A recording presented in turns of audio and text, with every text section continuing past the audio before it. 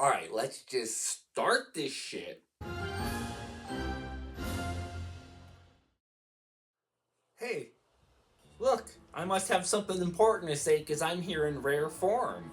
Uh, Real quick, I just have to get this off my chest. I don't even know what I'm gonna say. I'm gonna try to keep it under 5 minutes. But we need to talk about Drawn to Life because I saw it 4 times in a row like 2 weeks ago and I can't stop thinking about it.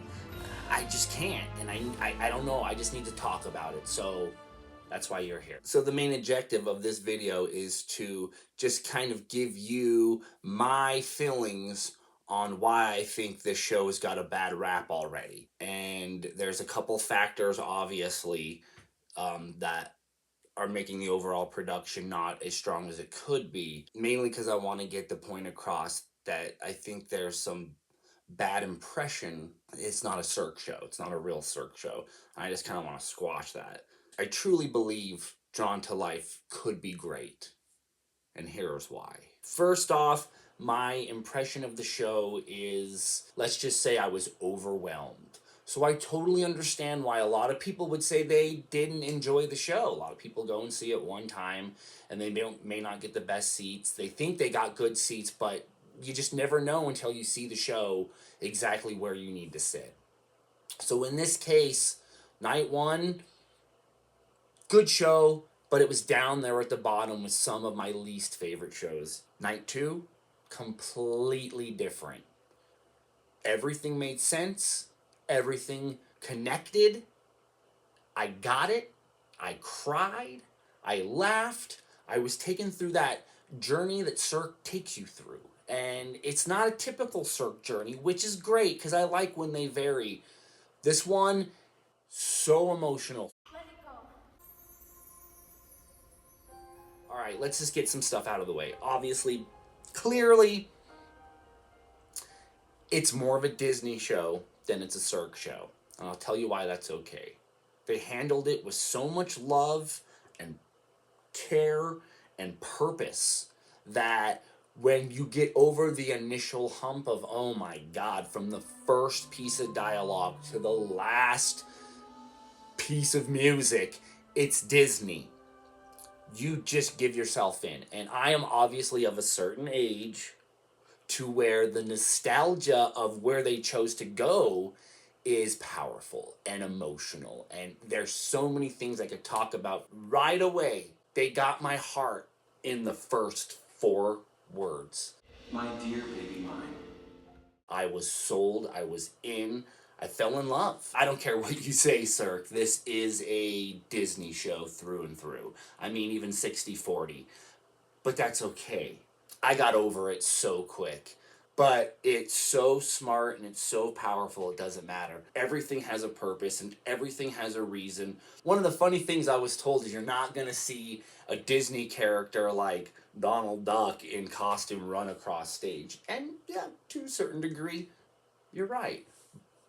But I also call bullshit, and if you pay close attention, which, you know,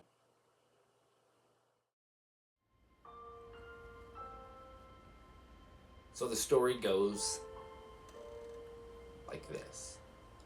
Julie is a 12-year-old girl who's just lost her father. And her mother hands her a letter from her father. She reads the letter, and the letter states he's left behind 3 seconds of unfinished animation that he would like her to complete. So she goes into the basement and the adventure begins. She basically gets sucked into this vortex where the old Disney animators, there's 4 of them, take her on this journey of self-discovery and re-falling in love with animating. See, animating was so strong to Julie and her father, and it was their passion, and they were both good at it. She was good at it, he was good at it, and then when he died, she didn't have him anymore, so she also let go of drawing. It's powerful. And Michel Leprise, the director, if anyone could have pulled this off, it's him. It's Cirque Light. Everybody knows that. Here's the reason why. When you have a Cirque show that's based in Disney World, You cannot have a double Wheel of Death act, you know, and do what a Wheel of Death act does. But you can have a light version, a version that is very slow burn and builds the tension and builds the tension and builds the tension and builds the tension until you just start scratching off your own skin. My absolute favorite act of the show, which is the act that opens the show, I believe it's so powerful it could end the show, but what do I know? It is exactly what I love about Cirque. It has so much skill and precision and timing and technique and beauty. It's just perfect. It's my favorite act of the show. Second favorite act of the show is something that you know I love, and it's the unexpected. And this was so unexpected because there's a hand-to-hand act, and I go, okay, here we go. It's gonna be a nice slow hand-to-hand act, and then something happens.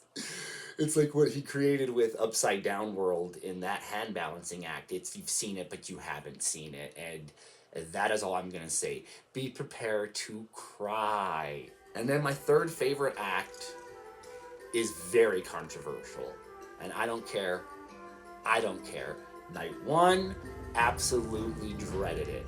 Night 2, it's growing on me. Night 3, I'm like, I'm living for this. And then show 4, you just see it a few times. I promise you, it'll grow on you. The love, the joy it brings, they are so good at what they do, even though what they do is kind of silly. It doesn't matter. It's the stilts. The stilts.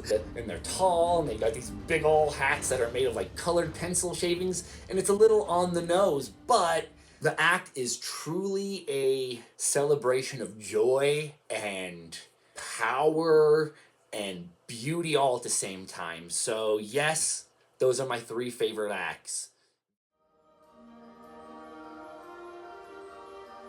Okay, so Benoit Jutras, Cirque legend, Lanuba, oh, we could go on for days. Here's the thing about this, is the music is super weird. I don't even know how to explain the music. He's tasked with, you know, Frankenstein of take all these beloved melodies and then take what you, Cirque, does best and make it work.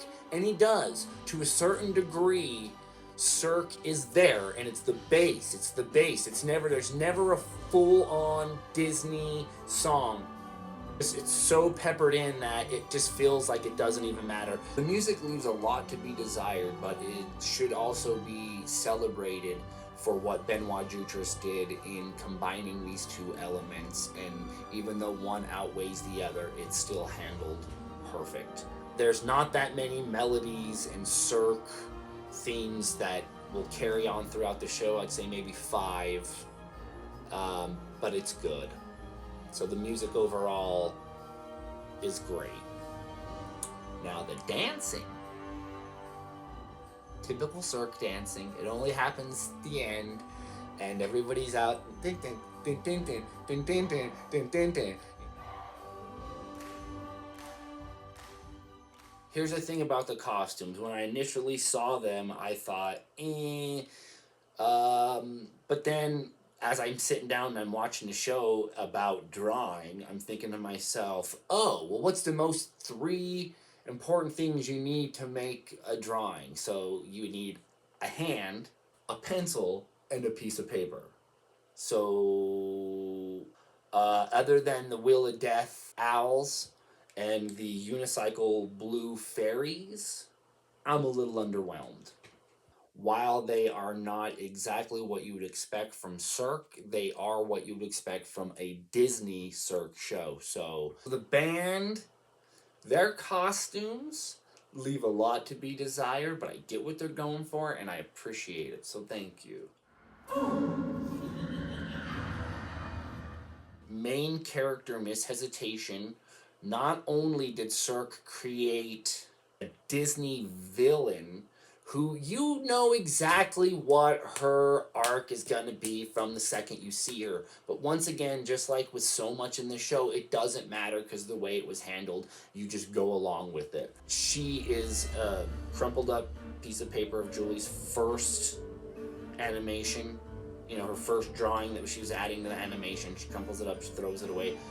Miss Hesitation is born. She's always there to be over her shoulder in doubt. She crushes her and she controls her and she gets her to crumple up her art, throw it, she catches it, and it's her life, it's her lifeblood. God, Miss Hesitation is a 100% knockout. And then it's a great Cirque character too, because the costume and the physicality, she's top notch. Mr. Pencil, he's amazing. He's absolutely amazing. I don't know what to say other than if I was lost in a world of self-doubt, I would want him to guide me through it. So the hand, she, hamburger helper, Mickey hand, whatever the hell you want to call her, I call her amazing. There are these little old men, Dow Trotsky's, and they have these big waste baskets on their back, and they do a little jig.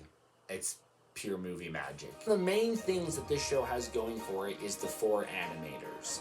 Now, 3 of them are basically Cirque royalty, and when they step on that stage, you feel why. Just little snippets here and there, and it moves so fast, and it carries so well, and they're so good at what they do, and they're all kind of versatile enough, but the chemistry works. It works so good. They carry this story beautifully. You need to give this show a shot because it is everything that you should love about Cirque, even though it isn't what Cirque used to be. And that's where we live today. Cirque isn't what it used to be. And if that's what you expect, then go see O. The show has a long way to go before it can reach the potential and fill the shoes of the former tenant of that building. Does it deserve the reputation it's been getting? Not at all. Disney is there to just take your soul and combine it with the pure magic of Cirque acts and characters and makeup and music. Most emotional story I've ever witnessed at a Cirque show. This is what Michel Laprise does. He reinvents what Cirque can be. In my opinion, Franco, Dominique Champagne, and then you've got Michel Laprise, and that's what Cirque is, and that's what I love. Most Cirque shows don't make you think, they don't make you feel, they don't make you cry. This one does. I have to give it so much props for trying something that most shows don't have the balls to do. And that's sit there and tell a story that you can follow and that you can feel for. I love O. There's nothing that I have in common with O. I have everything in common with Drawn to Life. It is about self-doubt. It is about giving up. It's about loss. It's about overcoming. It's everything that I am. It's fabulous. Cirque has this nasty habit of releasing shows unfinished and letting the public decide, but in this case, it's the pandemic, and the pandemic decides. So eventually, we'll get a full cohesive show, and in the meantime, just be patient, be willing and open, go support it, go see it. The more times you see it, and the different places you see it, you're going to see a different show every time.